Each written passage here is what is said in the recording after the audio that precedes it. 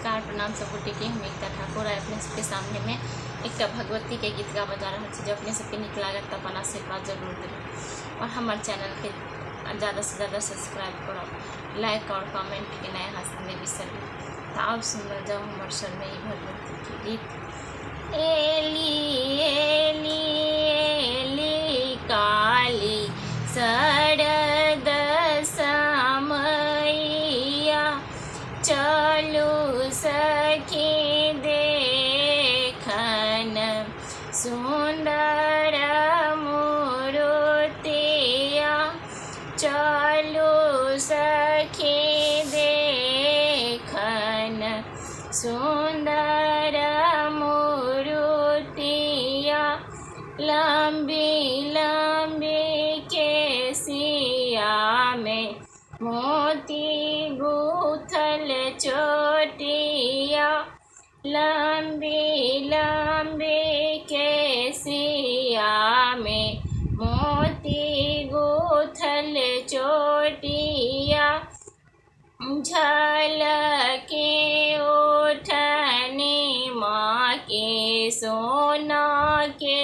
टिकुलिया, झलके उठनी माँ के सोना के टिकुलिया, गोरे गोरे बहिया में हरियर चूड़िया, गोरे गोरे बहिया में हरियर चूड़िया, झलके उठनी माँ के सोना के कंगनमा, झलके उठनी माँ के सोना के कंगनमा, एली एली एली काली शरद समैया, चलू सखी देखन सुंदर मूर्तिया, चलू सखी देखन सुंदर मूर्तिया,